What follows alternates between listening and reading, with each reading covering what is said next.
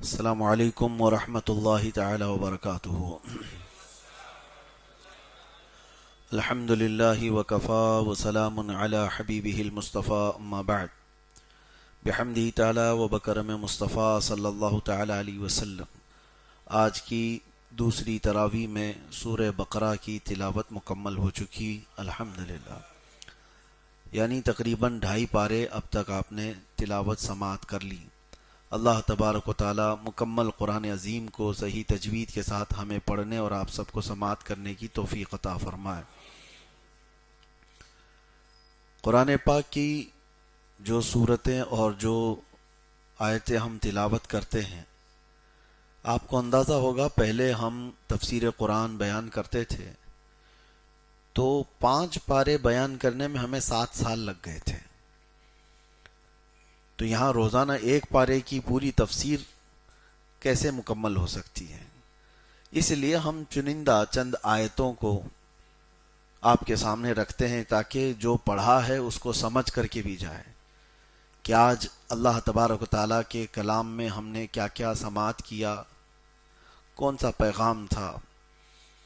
ایک بات آپ کی سامنے وضاحت ضروری ہے کہ یہ اللہ تبارک و تعالیٰ کا پیغام ہے، میسج ہے۔ کس کے لیے ہے؟ بندوں کے لیے، اس کے رسول کے ذریعے سے۔ ہوتا یہ ہے کہ ہمارے پاس آج 24 گھنٹے فون ہمارے پاس موجود ہے۔ اس میں اگر میسج کی گھنٹی تھوڑی سی بچ جائے تو آپ کی بے قراری بڑھ جاتی ہے۔ جلدی سے دیکھ لوں کہ میسج کس کا آیا ہوا ہے، واٹس ایپ کے اندر ہو، دوسرے سوشل سائٹس کے اندر ہو، جہاں آپ لوگ ایک دوسرے سے بات چیت کرتے ہیں، کسی کا بھی میسج آئے تو آپ کو لگتا ہے کہ اس کو جلدی سے جلدی پڑھ لینا چاہیے یا دیکھ کر کے ختم کر لینا ہے۔ یہ ایک انسان کا دوسرے انسان کو بھیجا ہوا میسج، آپ اس کو ڈیلے نہیں کرتے، اور رحمان کا بھیجا ہوا میسج جو انسان کے لیے ہے، برسوں ہو گئے اس کو دیکھا ہی نہیں۔ اس میں کیوں ڈیلے ہے؟ کبھی آپ اٹھا کر کے دیکھتے کہ میرے رب نے مجھے کیا میسج دیا۔ حقیقت بات کہہ رہا ہوں، یہ حضور صلی اللہ تعالی علیہ وسلم کے ذریعے سے تو دیا گیا ہم کو، لیکن اللہ تعالیٰ ڈائریکٹ یہ بھی کہہ رہا ہے، یہ فرما رہا ہے یا ایھا الذین آمنو، اے ایمان والو۔ یہ ایک جگہ نہیں آئی آیت، کتنی جگہ آئی؟ اے ایمان والو، اے کہہ کر کس کو بلایا جاتا ہے؟ جو سامنے جس کو مخاطب کرنا ہے۔ تو اس کا مطلب ہے رحمان بندوں کو خطاب کر رہا ہے، اے ایمان والو۔ جہاں صرف انسانوں کو بھی بات کرنی ہے وہاں پر بھی اللہ نے فرمایا یا ایھا الناس، اے انسانوں، اعبدوا ربکم الذی خلقکم، اس رب کی عبادت کرو جس نے تمہیں پیدا کیا ہے۔ تو انسانوں کو بھی اللہ نے خطاب کیا اور ایمان والوں کو بھی خطاب کیا۔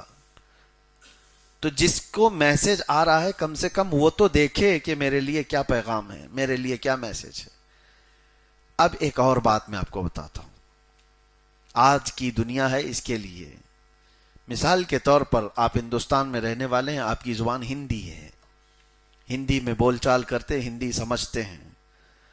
ہو سکتا ہے چائنیز میں کوئی آپ کا جاننے والا ہو یا آپ سے محبت کرنے والا ہو، اور وہ چائنا میں رہ کر چائنیز زبان میں کوئی میسج بھیج دیا آپ کو، تو آپ کیا کرو گے؟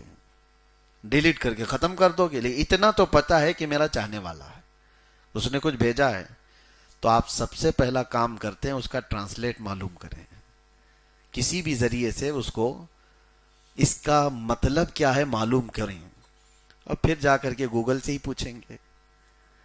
بہرحال کہیں سے تو پوچھ کر کے آپ کے اندر یہ طلب ہے کہ میرے چاہنے والے نے مجھے کیا میسج دیا جو دوسری زبان میں۔ آپ دنیا کی ہارڈ زبان کو بھی ٹرانسلیٹ کر کے معلوم کر لیتے ہیں کہ میرے دوست نے کیا بھیجا ہے، جبکہ قرآن میں اللہ فرما رہا ہے ہم نے عربی قرآن تمہارے لیے بہت آسان بنایا۔ وَلَقَدْ يَسَّرْنَا الْقُرْآنَ لِلذِّكْرِ فَهَلْ مِن مُدَّكِرٍ، یہاں لکھی ہوئی ہے آیت؟ نہیں ہے، ہمارے ممبر پر اکثر یہ لکھی جاتی تھی۔ اللہ فرماتا ہے ہم نے قرآن آسان کر دیا یاد کرنے کے لیے۔ تو یہ آسان کر دیا، خیر چلو تمہاری مجبوری، بلا تشبیہ و بلا تمثیل میں آپ کو جو مثال دیا وہ صرف ذہنوں کو قریب کرنے کے لیے. اگر آپ کا یہ عذر ہے کہ مجھے عربی نہیں آتی اور اللہ نے مجھے کیا میسج دیا مجھے کیسا پتہ چلے، تم یہاں دوسرے دوستوں کے جیسے ٹرانسلیٹ کر لیتے ہو، کسی ذریعے سے معلوم کر لیتے ہو. ایک بار تو کسی عالم دین کے پاس جاتے کہ آپ مجھے بتائیں انسانوں کو اللہ تعالیٰ نے یا ہم مسلمانوں کو اللہ نے کیا خطاب کیا ہے، کیا بیان کیا ہے. آپ کو میں بتاؤں، تاریخ میں امریکہ کے ایک پریزیڈنٹ نے سی آئی اے کو، ان کی جو خفیہ تنظیمیں ہیں، اس کو آرڈر دیا تھا کہ قرآن کی سمری بیان کرو مجھے، قرآن میں کیا کیا ہے. انہوں نے کئی ہزار پیجوں پر جو ہے اس کو قرآن کے اندر کے موضوعات کو جمع کر لیا تھا. اس کی سمری بیان کرنے کے لیے ایک بہت بڑے سائنسدان ہیں، اس سائنٹسٹ کو یہ کام دیا گیا تھا. اس نے سمری جو بیان کی وہ اتفاق سے ایسے ہے کہ وہ بڑے بڑے مضمون جو قرآن کے پھیلے ہوئے ہیں اس کی سمری کرتے کرتے اس نے چند پیجز میں پیش کر دیا کہ قرآن کا خلاصہ یہ ہے، قرآن میں سمری یہ ہے. اور اتفاق کی بات یہ ہے کہ وہ جو ڈاکٹر ہے وہ اسلام قبول کر لیا، جس نے قرآن کا خلاصہ بیان کرنے کے لیے جس کو دیا گیا تھا. اس سے کئی لوگوں نے ڈیبیٹ کیا، کہا کہ تم کو کسی کام پر دیا گیا تھا اور تم تو ایمانی اسلام میں ہی آ گئے.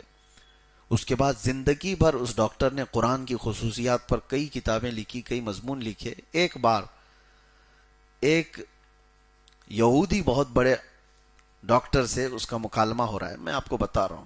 وہ یہودی جو ڈاکٹر ہے وہ لا کا ایک بڑا جانکار ہے، پروفیسر بھی ہے قانون کا. اس سے اس سائنسدان نے پوچھا کہ اگر وراثت کے معاملات میں سب کی کس کو کیا کیا ملنا ہے قانون میں، صرف اور صرف وراثت، سمجھ رہے نا، وراثت مرنے کے بعد جو بٹتے ہیں، اگر یہ کتابوں میں جمع کر دیا جائے تو کتنی کتابوں میں قانون کے اندر یہ مسئلے موجود ہوں گے، رائٹس ہوں گے، قانون ہوں گے. وکیل لوگ بھی جانتے ہیں کورٹ کے اندر اس کے بھی پورے قانون کی کتابیں موجود ہیں، لا ہیں، بیٹے کو کیا ہے، بیٹی کو کیا ہے، بہن کو کیا ہے، یہ ساری چیزیں. تو اس یہودی ڈاکٹر سے یہ سائنسدان نے پوچھا تو انہوں نے کہا 8 جلدوں میں لکھی جا سکتی ہے وراثت کے پورے مسائل کو، وراثت کے پورے مسائل کو 8 جلدوں میں لکھی جا سکتی ہے. تو یہ جو سائنسدان ہے جو اسلام قبول کیے وہ ہنس کر کے کہتے ہیں یہی تو ہے بات. میں قرآن کی سمری کرنے پر جب لگا تھا تو پورے جتنے رشتہ دار ہیں سب کی وراثت کے مسئلے ہیں قرآن میں صرف ایک پیج میں بیان کیے گئے ہیں، صرف ایک پیج میں. یوصیکم اللہ فی اولادکم للذکر مثل حظ الانثیین. یہ ایک پیج جو ہے اس میں ماں کا کیا حق ہے، باپ کا کیا حق ہے، دادا کا ہے، دادی کا ہے، نانا نانی، بھانجے بھتیجے، جتنے رشتہ دار ہیں سارے رشتہ داروں کا، اور کون ہوگا تو کس کا حق نہیں ملے گا یہ بھی بیان ہے. اور یہاں تک کہ صرف اور صرف 2 آیتوں میں بیان ہوا ہے. ایک پیج ہے قرآن کا لیکن 2 ہی آیتوں میں وراثت کے پورے مسئلے بیان ہو گئے. وہ حیرت میں ہو گیا. یہودی کہتا ہے وہ ڈاکٹر کہ کیا مذاق کر رہے ہو، اتنے شارٹ میں کون اتنے سارے مسئلے بیان کر سکتا ہے. تو یہ سائنسدان جو ایمان لائے ہوئے تھے انہوں نے قرآن کا ایک پیج لے جا کر کے رکھ دیا اور سمجھایا کہ اللہ تبارک و تعالیٰ نے کس طرح سے بیان کیا ہے کہ مرنے والے کا اگر فَإِن كَانَ لَهُ إِخْوَةٌ فَلِأُمِّهِ السُّدُسُ، اگر اس کا بھائی ہو تو ماں کو کتنا ملے گا، بھائی نہیں، اگر مرنے والے کے بھائی بہن نہ ہو تو پھر ماں باپ کو کتنا ہے. ساری تفصیلات آپ سوچ سکتے ہیں کہ ایک پیج میں سارے لوگوں کے حقوق بیان کر دیے گئے ہوں. یہ بات جب میں پڑھ رہا تھا تو میں آپ کو بتاؤں وراثت کے مسئلے ہم بھی پڑھے عالم کورس میں، تو یہ سیکنڈ لاسٹ ایئر میں ہم کو پڑھائے جاتے ہیں، علم الفرائض اس کو کہتے ہیں. اور یہ مسائل پڑھنے کے لیے ہم کو 6 مہینے لگتے ہیں، 6 مہینے سے سال بھر. اور سب سے ڈیفیکلٹ یہ حساب کتاب کے مسئلے ہوتے ہیں اس میں. یعنی کس کو کتنا ملے گا اور کون ہوگا تو کس کا حصہ جا سکتا ہے. مثال کے طور پر میت ہے زید، اس کے بیٹے بیٹیاں ہیں تو پھر پوتے پوتیوں کو نہیں ملتا ہے، نواسوں کو نواسیوں کو نہیں ملتا، بیٹے بیٹیاں موجود ہیں تو کون ہو تو کس کو ملتا ہے، کون نہیں ہو تو کس کو نہیں ملتا. یہ ساری چیزیں ذہن میں رکھ کر کے برابر اس کے مسئلے لگانا. اس میں 6 مہینے اور ایگزام میں آپ کو میں بتاؤں 3 گھنٹے کے ایگزام میں صرف 2 ہی سوال اس کے آتے ہیں. 2 سوالات جس کو 3 گھنٹے میں حل کرنا ہوتا ہے وہ بھی آدھا چھوڑ کر کے اٹھ جاتے ہیں. وراثت کے مسائل، اور اس پر پوری کتابیں لکھی ہوئی ہیں، پوری کتابیں موجود ہیں عالم کورس میں بھی.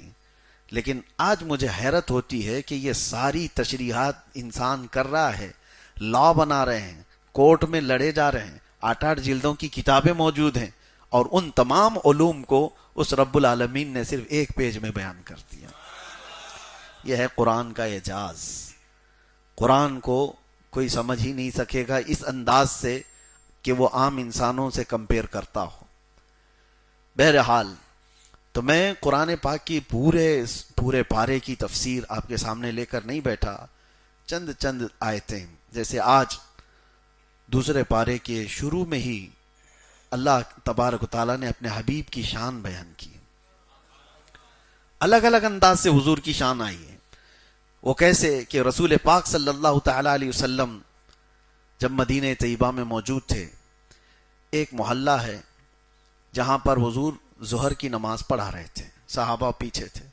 لیکن یہ وہ وقت ہے جب سارے مسلمانوں کا قبلہ بیت المقدس تھا.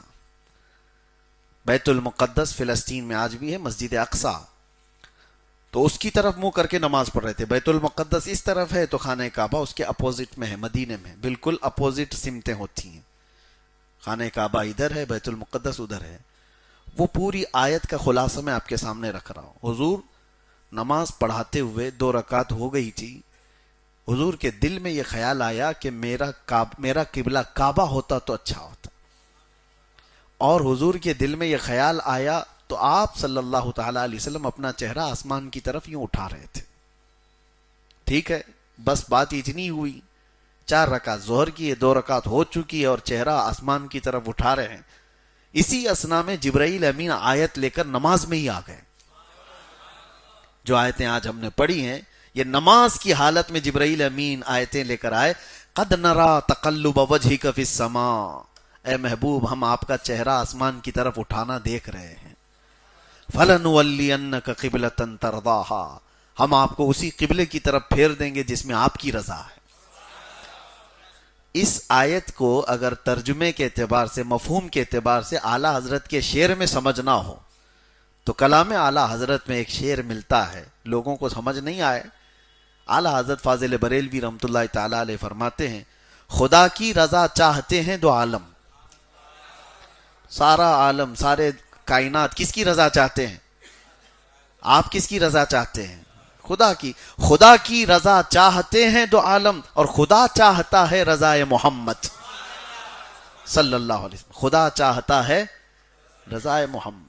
اللہ تبارک و تعالیٰ اپنے حبیب کی رضا فرماتا ہے کہ ہم اس قبلے کی طرف آپ کو پھیر دیں گے جہاں آپ کی رضا ہے.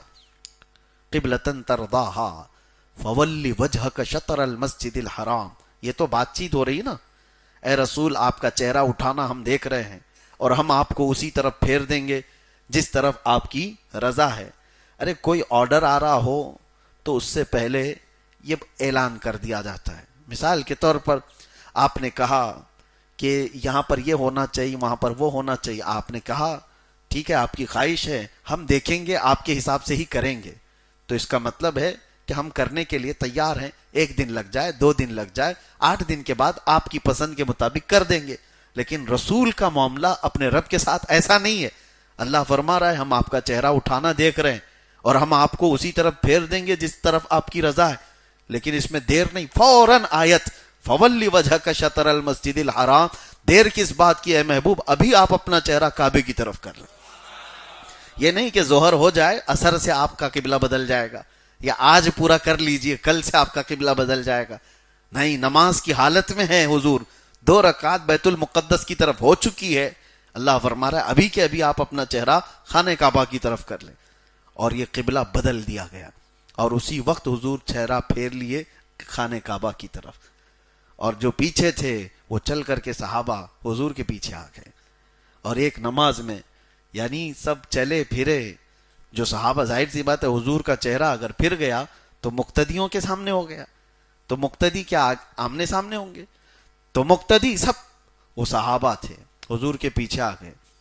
مثال کے طور میں آپ کو بتاؤں، وہ صحابہ کو اسی لیے صحابہ کہا گیا، وہ عام دوست نہیں تھے ہمارے اور تمہارے کہ ان کو پوچھنا پڑے یہ کیا ہو رہا ہے۔ وہ رسول کو جانتے تھے، اگر ان کا چہرہ پھر گیا ہے تو ہمارا پورا دین ہی ادھر ہے۔ اس کی ترجمانی کرتے ہوئے اقبال کیا کہتا ہے، بمصطفیٰ برساں خیش کے دی ہماؤس، اپنے آپ کو رسول کے قدموں تک پہنچا لو، یہی دین ہے۔ صحابہ نماز کی حالت میں اچنبے کی بات ہوتی ہے، شاکنگ ہے کہ اچانک حضور اس طرف پھر گئے، ہمیں کیا کرنا ہے؟ نہیں، صحابہ چل کر کے حضور کے پیچھے آ گئے اور نماز مکمل ہو گئی۔ اب سنیے، اس میں کئی حکمتیں ہیں، میں آپ کو بتاؤں۔ 2 رکعت کے بعد پھر حضور نے اعلان فرمایا کہ قبلہ ہمارا بدل گیا، آج سے ہمارا قبلہ خانہ کعبہ ہوگا، اور قیامت تک مسلمانوں کا قبلہ خانہ کعبہ۔ اب سنیے، یہ صحابہ کرام، ان میں سے کسی کی نماز خراب نہیں، ٹوٹی نہیں۔ تم اور ہم اگر نماز میں چلیں تو نماز ہوگی نہیں، وہ رسول کی اطاعت میں تھے تو وہ بھی نماز میں ہی شامل ہے، حضور کی فرمان برداری میں ان کا چلنا پھرنا ہوا، وہ بھی عبادت میں ہی۔ اچھا، یہاں تک تو بات سمجھ میں آئی۔ پھر یہ صحابہ نکل کر کے باہر جا رہے تھے تو چند دوسرے صحابہ کو نماز پڑھتے ہوئے انہوں نے راستے میں دیکھا، وہ بھی بیت المقدس کی طرف منہ کر کے پڑھ رہے تھے، اور یہ رسول اللہ کے پیچھے پڑھ کر کے آئے ہوئے لوگ تھے۔ راستہ چلتے ہوئے نماز کی حالت میں ہی ان صحابہ سے بھی انہوں نے کہا کہ ہم ظہر کی نماز حضور کے پیچھے پڑھ رہے تھے اور قبلہ بدل چکا ہے، اور ہمارا قبلہ بیت المقدس نہیں خانہ کعبہ ہو چکا ہے۔ تو باہر سے آئی ہوئی آواز کو سن کر کے وہ صحابہ اپنے چہرہ خانہ کعبہ کی طرف کر لیے۔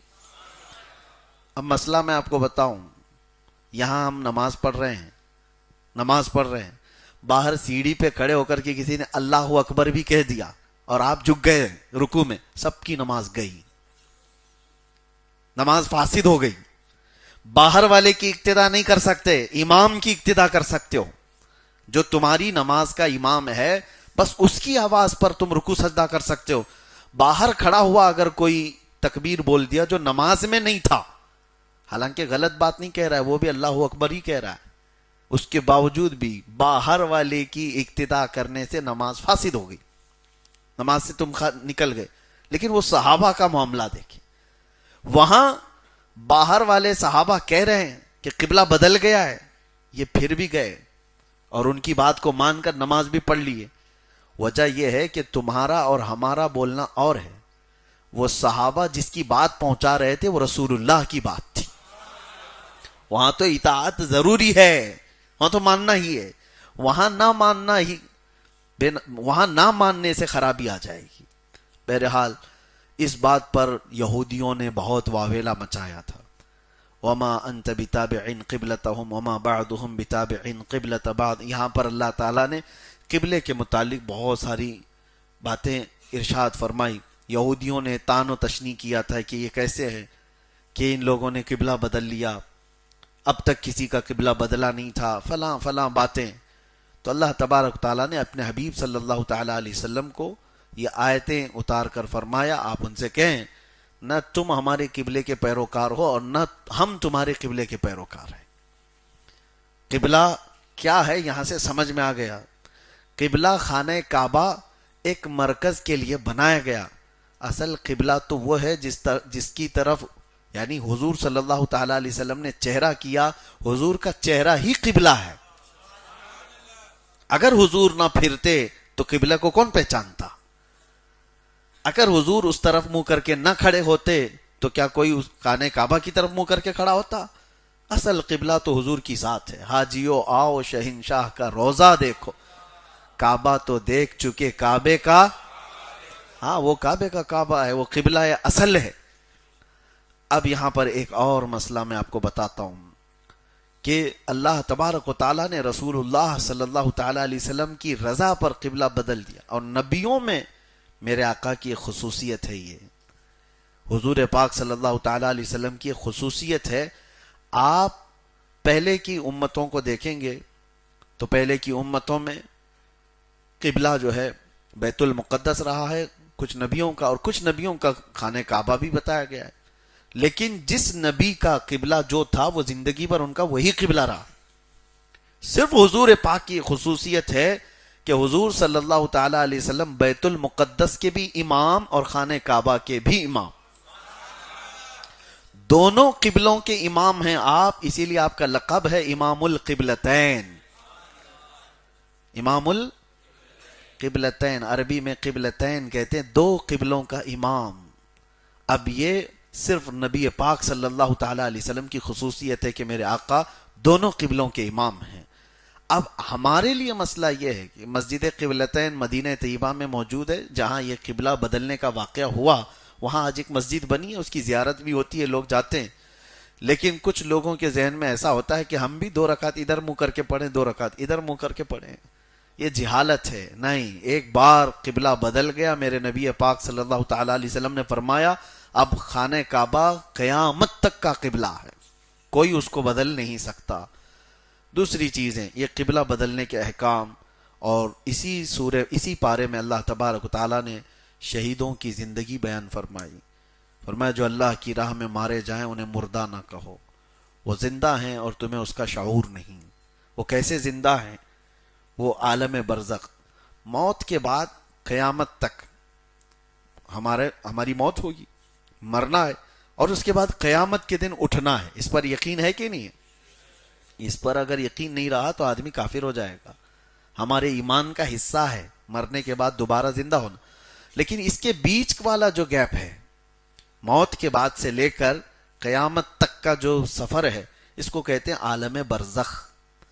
یہاں کی جو زندگی ہے، اس زندگی میں یہ جو گیپ ہے بیچ کا، موت سے لے کر قیامت تک کا، یہاں کی حیات برزخی اس عالم کی جو زندگی ہے اس کے متعلق بیان فرمایا جا رہا ہے کہ وہ شہید زندہ ہیں. اب یہاں پر ایک سوال اٹھتا ہے کہ بعض لوگ اس چیز کو ڈینائی کرتے ہیں یوں کہتے ہوئے کہ ہم جب رسول اللہ کی زندگی کے بارے میں کہتے ہیں میرے آقا صلی اللہ تعالی علیہ وسلم وفات کے بعد بھی زندہ ہیں، حضور کی موت کے بعد بھی آپ صلی اللہ علیہ وسلم زندہ ہیں. تو وہ یہ کہتے ہیں کہ بھائی یہ برزخ کی زندگی ہے، برزخ کی زندگی ہے، تو برزخ کی زندگی میں جو روحیں ہیں وہ سب زندہ ہیں تمہارے اعتبار سے. تو پھر اس میں حضور پاک صلی اللہ تعالی علیہ وسلم کی یا شہیدوں کی زندگی کو الگ سے کیوں بیان کیا گیا؟ اگر موت کے بعد سے لے کر کے قیامت تک کی جو برزخی زندگی اسی کے بارے میں قرآن اگر کہہ رہا ہے تو اسپیشل کہنے کی ضرورت کیا ہے؟ وہ تو ساری روحیں برزخ میں ہیں، مرنے کے بعد وہ سب احساس کرتی ہیں، ساری روحیں. حتیٰ کہ حضور صلی اللہ تعالی علیہ وسلم فرماتے ہیں کافر مردے بھی سنتے ہیں. کافر مردے بھی. جب جنگ بدر ہوئی تھی تو حضور صلی اللہ تعالی علیہ وسلم نے ان کی سب لاشوں کو ایک گڑھے میں ڈال کر کے ان سے خطاب بھی کیا تھا. صحابہ نے پوچھا یا رسول اللہ آپ ان مردوں سے بات کر رہے ہیں؟ حضور فرماتے ہیں وہ تم سے بھی زیادہ سن رہے ہیں. تو کافر مردے بھی سنتے ہیں تو برزخ میں تو سن رہے ہیں. تو شہیدوں کی زندگی کو اللہ نے الگ سے کیوں بیان کیا ہے کہ وہ زندہ ہیں تم انہیں مردہ مت کہو؟ مطلب یہ ہوا کہ برزخی زندگی میں بھی کچھ اسپیشلٹی اور ہے ان کی. وہ کیا ہے وہ میں بتانا چاہتا ہوں. برزخی زندگی میں جتنے بھی لوگ مرنے کے بعد قیامت تک جو موجود ہیں روحیں، وہ کسی کے ساتھ کچھ نہیں کر سکتے. یعنی وہ گئے ہیں واپس، انسانوں کے ساتھ کوئی ان کا معاملہ، کوئی ربط نہیں رہے گا. وہ دیکھ رہے ہوں گے، سن رہے ہوں گے. اس کے بارے میں تو حدیثیں ملتی ہیں کہ کافر مردے بھی سن رہے ہوں گے، دیکھ رہے ہوں گے، لیکن تمہارے ساتھ کچھ کر نہیں سکتے. سمجھ میں آ رہی بات؟ لیکن جو شہیدوں کی زندگی کو اللہ نے فرمایا ان کو مردہ مت کہو، مطلب یہ ہے کہ وہ عام مردوں کی طرح وہاں نہیں ہے، بلکہ وہ عالم برزخ میں اس حالت میں ہے کہ اگر تمہیں ضرورت پڑی تو تمہاری مدد بھی کر سکتے. ان کی اسپیشلٹی یہ ہے کہ وہ کچھ اور زندگی کے ساتھ جی رہے ہیں. یہی زندگی کے قائل اہل سنت و جماعت ہیں کہ میرے آقا صلی اللہ تعالی علیہ وسلم اپنی وفات کے بعد بھی زندہ ہیں. زندہ ہیں کا مطلب عام لوگوں کی طرح برزخ میں زندہ نہیں، بلکہ حضور کی خصوصیت کچھ اور ہے کہ وہ دیکھ بھی رہے ہیں اور سن بھی رہے ہیں، اور ضرورت پڑے کسی کی تو مدد بھی کر رہے ہیں. یہ نقطہ آپ سمجھ کر کے چلیں، فرق ہے. اور اس کے بعد رب تبارک و تعالیٰ فرماتا ہے، یہ بہت اہم چیز ہے، آپ سن کے جائیں، وَلَنَبْلُوَنَّكُمْ بِشَيْءٍ مِّنَ الْخَوْفِ وَالْجُوعِ وَنَقْصٍ مِّنَ الْأَمْوَالِ وَالْأَنفُسِ وَالثَّمَرَاتِ. اللہ فرماتا ہے ہم ضرور تمہیں آزمائیں گے. کس سے؟ بھوک دے کر. وَلَنَبْلُوَنَّكُمْ بِشَيْءٍ مِّنَ الْخَوْفِ پہلے ڈر سے، وَالْجُوعِ اور بھوک سے، وَنَقْصٍ مِّنَ الْأَمْوَالِ مال کو گھٹا کر کے تمہاری آزمائش ہوگی، وَالْأَنفُسِ وَالثَّمَرَاتِ اور کبھی کسی کی جان لے کر کے، اور پھلوں کی کمی کر کے، یعنی اناج غلے کی کمی کے ساتھ. 5 چیزوں کا ذکر ہوا ہے.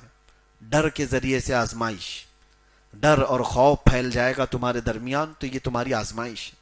بھوک یہ آزمائش. اللہ تعالیٰ فرماتے ہم تمہیں آزمائیں گے بھوک سے. اور کبھی کسی کی وفات ہو جائے، گھر میں کسی کی جان چلی گئی تو یہ تمہاری آزمائش کا وقت ہے.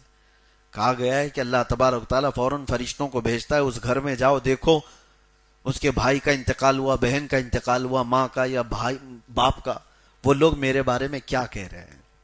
فرشتے سب کی باتیں سن کر کے اللہ کی بارگاہ میں جاتے ہیں اور کہتے ہیں جو کہہ رہے تھے. یہ عورتیں جو ماتھا پیٹ رہی، نوحہ کر رہی، ماتم کر رہی، ان کی بھی باتیں پہنچائی جائیں گی. جو یہ کہتی ہیں کیا میرا ہی گھر ملا تھا اللہ کو، معاذ اللہ رب العالمین. یہ کفریہ الفاظ ہیں، آدمی کافر ہو جاتا ہے. اور یہ باتیں جب فرشتے رب تعالیٰ کے حضور کہتے ہیں تو اللہ تعالیٰ فرماتا ہے تم گواہ ہو جاؤ فرشتوں، انہوں نے میرے بارے میں جیسا گمان کیا اب میں ان کے ساتھ ویسا ہی سلوک کروں گا. دوسرے کچھ وہ گھر ہوں گے جو صبر والے، استقامت والے. فرشتے ان گھروں سے بھی جا کر کے اللہ کی بارگاہ میں یوں کہیں گے کہ رب تعالیٰ ان کے گھر میں ان کے بھائی کی موت ہوئی، ماں کی یا بیٹی کی، کسی کی موت ہوئی، لیکن ہم ان کے گھر گئے تھے تو وہ صرف اتنا کہہ رہے تھے انا للہ و انا الیہ راجعون. ان کے ہاں شکایتیں نہیں تھیں. تو رب تعالیٰ فرماتا ہے فرشتوں تم گواہ ہو جاؤ، ان کے گھر سے میں نے ایک جان لیا، اس سے بہتر نعمت ان کو ان کے گھر میں عطا کروں گا. ان کو نعم البدل دیا جائے گا. بیماری پر بھی فرمایا گیا بیمار بندہ کیا کہتا ہے، فرشتے سن کر اللہ کی بارگاہ میں عرض کرتے اگر صبر و استقامت کی باتیں کر رہا تھا تو رب تعالیٰ فرماتا ہے فرشتوں اس سے بہتر خون اس کے جسم میں دوں گا، اس سے بہتر گوشت اسے عطا کروں گا. بیماری، یہ صبر اور یہ آزمائش کے وقت ہوتے ہیں. یہ ہمارے لیے بولنا بہت آسان ہے، پریکٹیکلی بہت مشکل ہو جاتا ہے. میں نے ایک آیت جو ہم ہمیشہ پڑھتے ہیں ان مع العسر، یہ آیت 2 بار آئی ہے، ان مع العسر یسرا، سورہ علم نشرہ میں ہے، جس کا مطلب ہے ہر تکلیف کے بعد ایک آسانی نہیں 2 آسانی ہیں. مفسرین نے فرمایا یہ آیت 2 بار آئی ہے، ہر تکلیف کے بعد 2 آسانیاں ہیں. تم تکلیف میں نہیں ہو، سمجھ میں نہیں آ رہا ہے، جس پر تکلیف ہوتی ہے اس سے جب کہا جائے تو جھنجلا جاتا ہے کہ کب آئے گی وہ. میں یہی آیت جیل میں ایک قیدی کے سامنے پڑھ رہا تھا، 22 سال سے وہ اندر ہے اور بغیر کسی جرم کے، حادثاتی طور پر، اتفاقی طور پر گرفتار ہوا، اور سارے لوگوں پر جو قلم لگے تھے اس بندے پر بھی لگے. بیوی چھوٹ گئی، طلاق ہو گئی، بچے بھی ادھر سے ادھر ہو گئے. 22 سال میں دنیا بدل گئی. نہ کبھی وہ جیل سے باہر جانا چاہتا ہے، نہ ہی کبھی گیا، نہ پیرول، کبھی کچھ نہیں، جو موجود اندر وہیں پر. اس بندے کو میں نے دیکھا کہ مسلح پھٹ چکا لیکن وہ چھوڑتا نہیں اس مسلح کو، پیون لگا کر کے. قرآن جس کو پڑھتا ہے پہلے پارے پر انگلی رکھو تو تیسرا پارا بھی دکھنے لگ جائے، اتنے وہ رکھ پھٹے ہوئے ہیں، لیکن وہ اسی کو لے کر چلتا ہے. تب اس قیدی کے سامنے میں نے کہا تھا ان مع العسر یسرا، ہر تکلیف کے بعد آسانی. تو ہنس کر کے کہا مولانا یہ بولنا بہت آسان ہے، ہم تو 22 سال سے انتظار کر رہے ہیں کہ وہ تکلیف کے بعد آسانیاں آئیں گی کیسے. ظاہر سی بات ہے، جھنجھوڑنے والی بات ہے، لاجواب کرنے والی بات. ہم خود پریشان تھے، تسلی کے لیے کہا، لیکن بعد میں اس بابا نے مجھے خود کہا آپ گھبرائیے مت، آپ کو کاؤنٹر کرنے کے لیے میں نے نہیں کہا، آپ کو لاجواب کرنے کے لیے نہیں کہا. اگر اس آیت کا انکار کرنا ہی ہوتا تو میں قرآن اور مصلی لے کر 22 سال سے بیٹھا نہیں ہوتا، ورنہ میں بھی کافر ہو گیا ہوتا. انتظار تو ہے، لیکن ہمارے بڑوں نے ہمیں یہ سکھایا ہے کہ اللہ کا جو وعدہ ہے، اللہ کا جو وعدہ ہے وہ خلاف ہو ہی نہیں سکتا. لیکن یہ تھوڑی نہ ہے، اللہ نے فرمایا ہر تکلیف کے بعد 2 آسانی ابھی دے دوں گا، کل دے دوں گا، یا تیری جیسی مرضی ہے ویسے دوں گا. نہیں، بلکہ اللہ تعالیٰ اس کی جیسی مرضی ہوگی ویسی آسانی دے گا، اور پھر اس کی مرضی بندے کی مرضی سے کروڑوں درجے افضل، بہت افضل. اور جب اس نے فرمایا ہے کہ ہر تکلیف کے بعد آسانی دوں گا تو میرا یقین ہے یہاں نہیں ملے گی تو آخرت میں ملے گی، یہاں نہیں ملے گی تو آخرت میں ملے گی. زندگی تو یوں بھی گزرنا ہے، گھر میں ہوتا تو بھی گزرتی، اندر ہے تو بھی گزر رہی ہے. مرنا تو ہے ہی اس دار فانی سے، لیکن جس آسانی کا رب نے وعدہ کیا وہ کہیں نہیں جائے گی. اگر دنیا میں مل گئی تو ٹھیک ہے، نہیں تو اس کا وعدہ برحق ہے، آخرت میں تو مل کے رہے گی. اور ہو سکتا ہے رب تبارک و تعالی ہمارے متعلق یہ فیصلہ فرمایا ہو کہ اس کو وہاں آسانی کی زیادہ ضرورت ہے، جہاں لوگ نفسا نفسی کے عالم میں ہوں.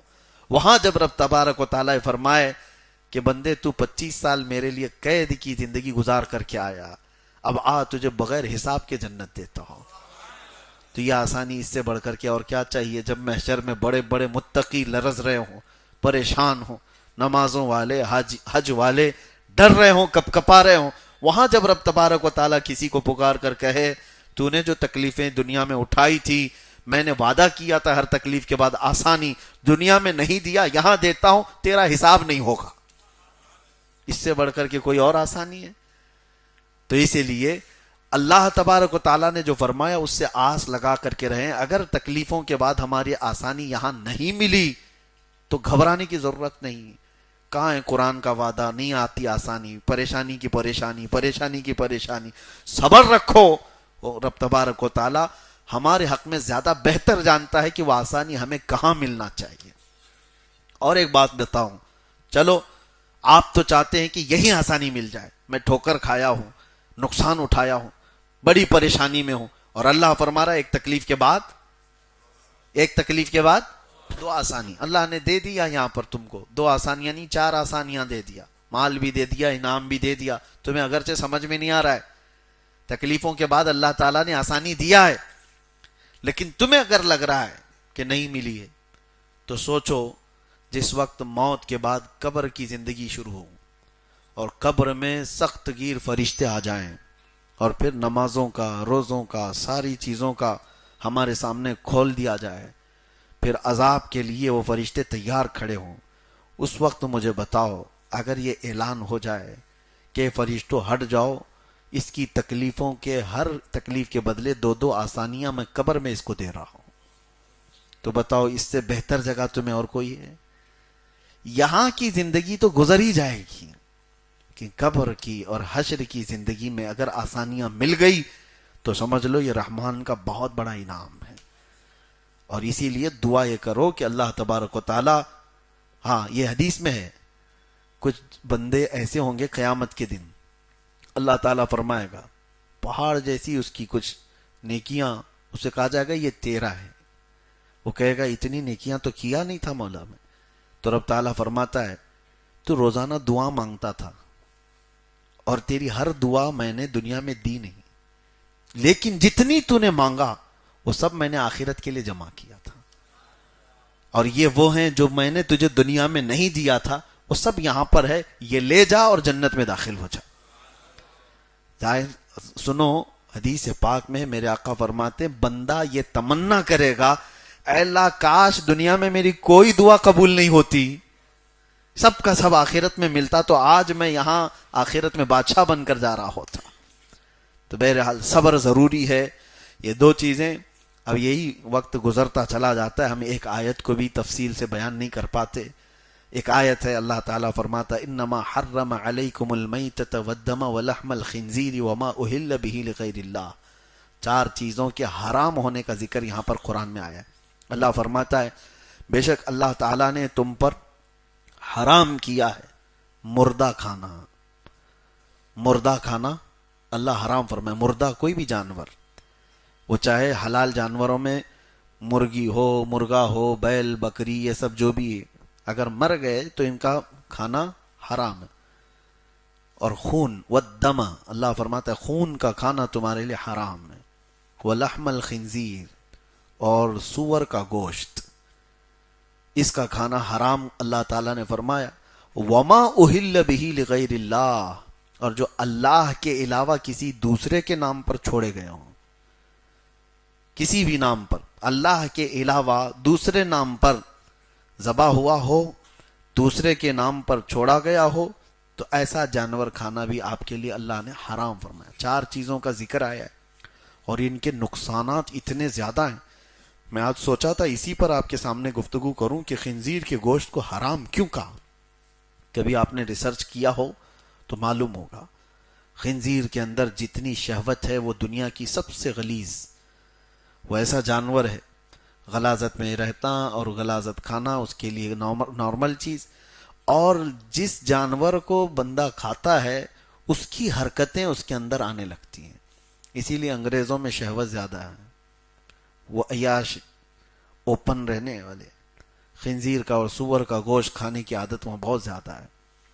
اب مسئلہ ہمارے لیے یہ ہے کہ اللہ تبارک و تعالیٰ نے جن چیزوں کو حرام فرمایا وہ چیزیں دنیا ہمارے سامنے پروس رہی ہے, اور تمہارا بچنا اتنا مشکل ہو گیا ہے. میں سوچتا ہوں کبھی کبھار لوگ آج ہلکے میں لیتے ہیں کھانے پینے کی چیزوں کو, جو بھی باہر دکھا اس کو آرڈر کر لیا اور کھا لیا. چکن یہ جہاں سے آ رہا ہے, کہاں سے آ رہا ہے تمہیں کچھ پتا؟ مری ہوئی مرغیاں کتنی بیچی جاتی ہیں, یہ تو سب کو پتا بھی ہے. مری ہوئی مرغیاں خریدنے والے لوگ موجود ہیں, بیچنے والے لوگ موجود ہیں جنہوں نے ہمیں خود بتایا ہے. اور یہ راستے پر بکنے والی بہت ساری چیزیں ہیں. لوگوں کو ایسا لگتا ہے چکن فرائیڈ رائس, چکن شاورما, بس یہ زبان کی لذت ہے جو اس کو حرام کاریوں پر ابھارتی. اور جب حرام لقمے اس زبان سے اندر جاتے ہیں تو یہاں تک فرمایا گیا کہ انسان کے اندر بے حیائی اور برائیاں بڑھ جاتی ہیں, اور یہاں تک کہ قریب ہوتا ہے کہ وہ کفر اور اسلام کے بیچ میں آ جاتا ہے.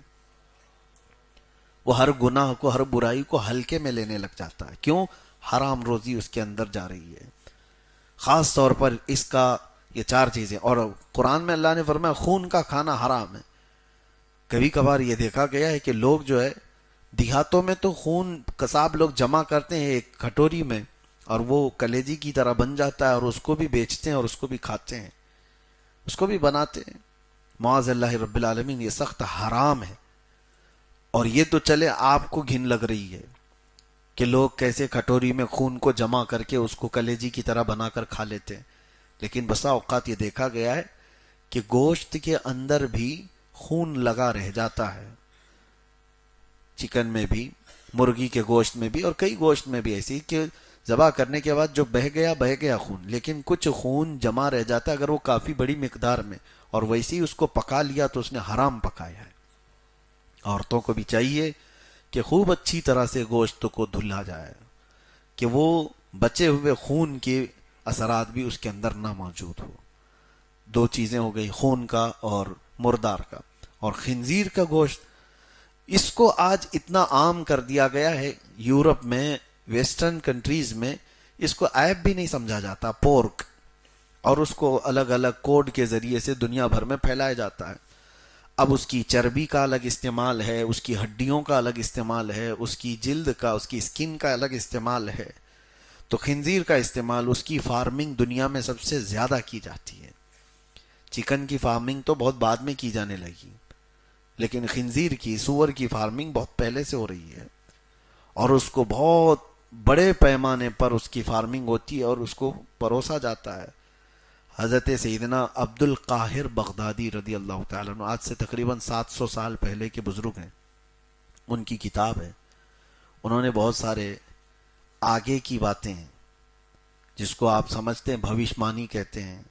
کچھ علماء نے اپنے علم کے ذریعے سے، کشف کے ذریعے سے پریڈکشن کیے ہوئے ہیں. اس میں سے حضرت عبد القاہر بغدادی کی بات میں پڑھ رہا تھا. انہوں نے کہا کہ ہند کے مسلمان ایک وقت آئے گا جب وہ خنزیر کھایا کریں گے. حیرت ہوتی ہے. اور میں یہ ٹاپک پر آج سے تقریباً 8 سال پہلے بیان کر چکا ہوں، اور اس پر بھی چکن پولیٹری والوں نے ہم کو نوٹس بھی بھیجا ہوا ہے کہ آپ نے چکن کو لے کر کے اتنا بولا ہے تو ہمارے بزنس پر اس کو فرق پڑتا ہے. تمہارا حرام بزنس گیا بھاڑ میں. یہ جو مسلمانوں کو جس چیز سے تم پروس کر کے اس کے خلاف بولنے پر تم کہتے ہو کہ ہمارا بزنس نقصان میں آئے گا، فلاں ہوگا، ایسی تو چیزوں کو ہم زندگی بھر بیان کرتے رہیں گے. ہم ہے ہی اس چیز کے لیے کہ مسلمان کو حرام کھانے سے بچائیں. کئی ایسے علاقے ہم نے سنے پیزا اور برگر کے، وہاں پر خنزیر کا گوشت اس میں عام طور پر پروسا جاتا ہے. ہونا کیا چاہیے؟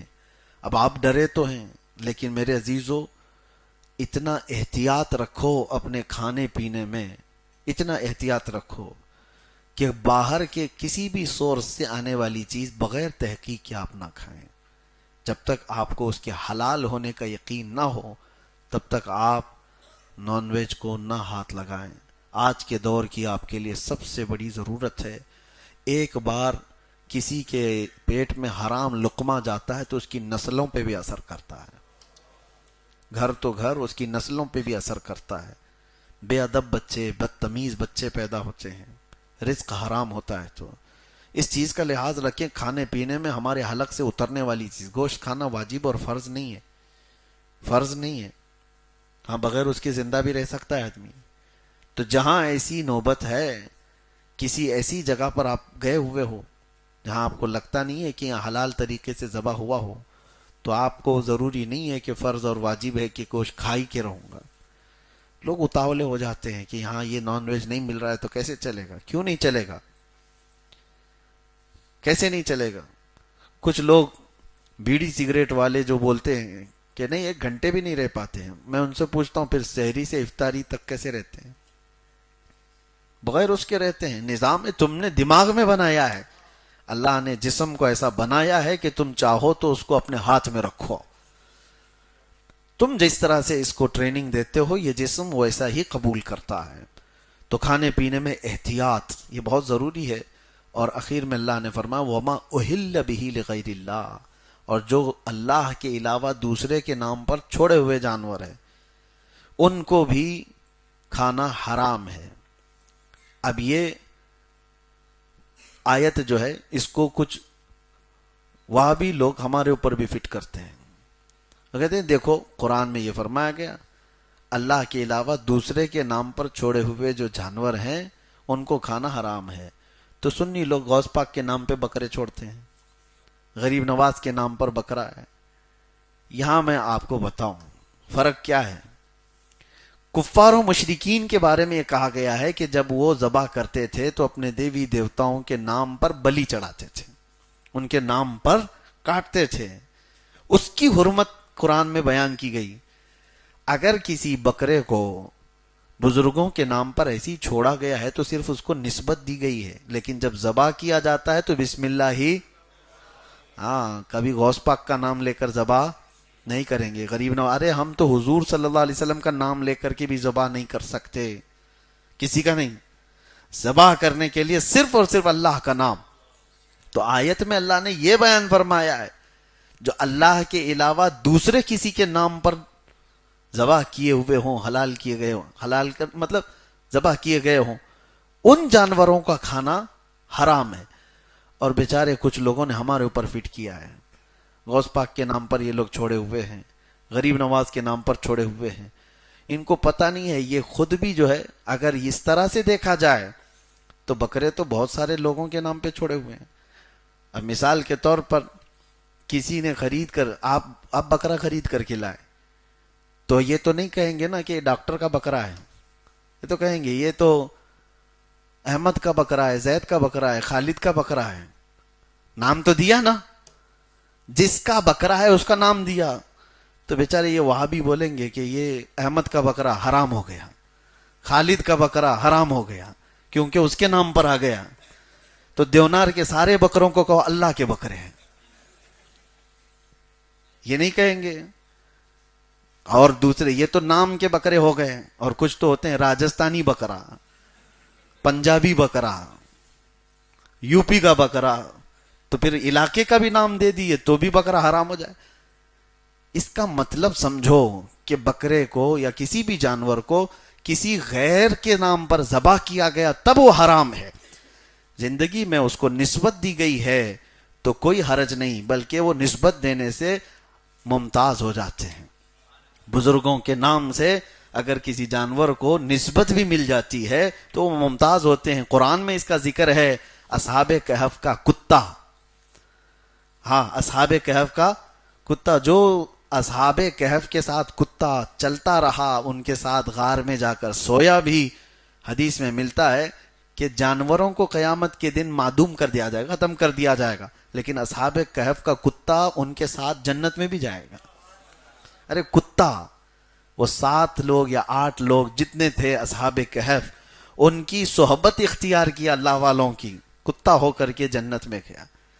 اور پھر آپ سوچئے انسان ہو کر اگر اولیاء کی صحبت اختیار کرے تو کیا اس کو اس نسبت کی برکت نہیں ملے گی؟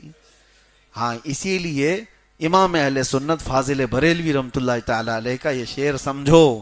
آپ نے غوث پاک کی طرف نسبت کرتے ہوئے کیا کہا تھا, کیا دبے جس پہ حمایت کا ہو پنجا تیرا. یعنی سرکار غوث پاک آپ کا پنجا, یہ پنجا ہوتا ہے. ہاں, کیا دبے جس پہ حمایت کا ہو پنجا تیرا. سرکار غوث پاک آپ کا پنجا جس کے پیٹھ پر ہو, آپ کی حمایت جس کے ساتھ ہو, وہ دب کیوں سکتا ہے؟ وہ کبھی کسی سے دبے گا نہیں, دبے گا. کیوں؟ ایک واقعہ بتاتے ہوئے اعلیٰ حضرت کہتے ہیں, شیر کو خطرے میں لاتا نہیں کتا تیرا.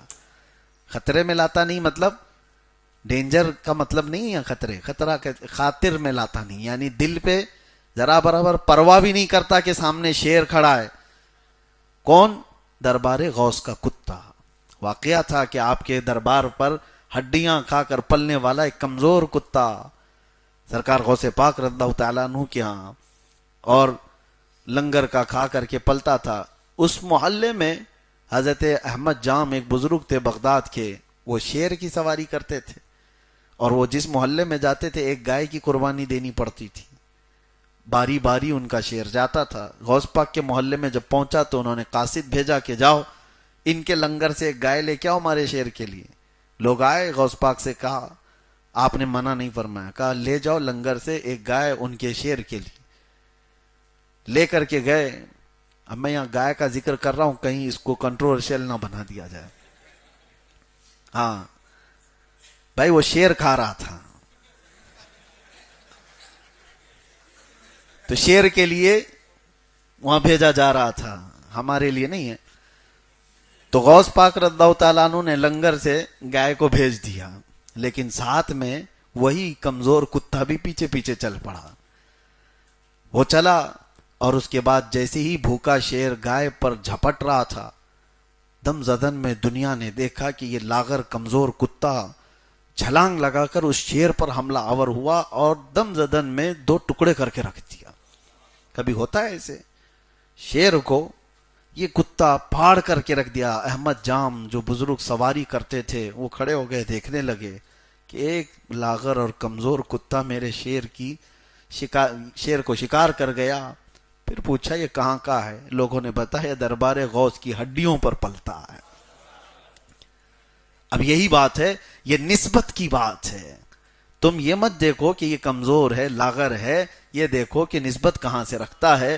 ہم بھی اسی لیے فخر سے کہتے ہیں یا سرکار غوث پاک کی بارگاہ میں تجھ سے در، در سے سگ، اور سگ سے ہے مجھ کو نسبت، میری گردن میں بھی ہے دور کا ڈورا تیرا، اس نشانی کے جو سگ ہیں نہیں مارے جاتے، حشر تک میرے گلے میں رہے پٹا تیرا۔ اللہ تبارک و تعالیٰ یہ نسبتیں سلامت رکھے۔ تو آیت میں جو بتا رہا تھا اس میں 4 کا ذکر تھا کہ مردہ کھانا، خون کا کھانا، سور کا گوشت کھانا، اور اللہ کے علاوہ کسی دوسرے کے نام پر ذبح کیا ہوا کھانا یہ حرام ہے۔ اس کی حکمتیں بہت زیادہ ہیں، وہ یہ شارٹ ٹائم میں بیان کرنا پاسبل بھی نہیں، ممکن نہیں ہے۔ بہرحال ان چیزوں سے بچیں، رزق کا خاص طور پر اہتمام ہو۔ آج کے دور میں دیکھ نہیں رہے لوگ پیشاب کی پولیتھین بیچنے پر آ گئے ہیں۔ ہاں، گائے کا پیشاب بیچ رہے ہیں کہ نہیں بیچ رہے ہیں، اور وہ بھی بڑے اچھے ایڈورٹائز کے ساتھ، اور یہ گوبر بھی بیچ رہے ہیں، یہ پتہ نہیں یہاں پر ہی ہے، اور لوگ اس کی بھی تعریف میں ایڈورٹائز کرنے والے لوگ کیسے آتے ہیں، معاذ اللہ۔ یہ اس کو دھارمک بنا کر کے جس طرح سے حالات ایسے بدل گئے ہیں تو کل کو ہمارے بچوں کے لیے یہ سب چیزیں کامن نہ بن جائیں، یہ سب چیزیں عام نہ ہو جائیں، اسی لیے ڈراؤ کہ حرام روزی کی طرف تمہارا ہاتھ بھی نہیں جانا چاہیے۔ اللہ تبارک تعالیٰ کہنے سننے سے زیادہ عمل کی توفیق عطا فرمائے۔ قرآن عظیم کو صحیح پڑھنے اور اس کو صحیح سمجھنے اور اس کی تفسیر پر عمل کی توفیق عطا فرمائے۔ وآخر دعوانا ان الحمد للہ رب العالمین۔ السلام علیکم۔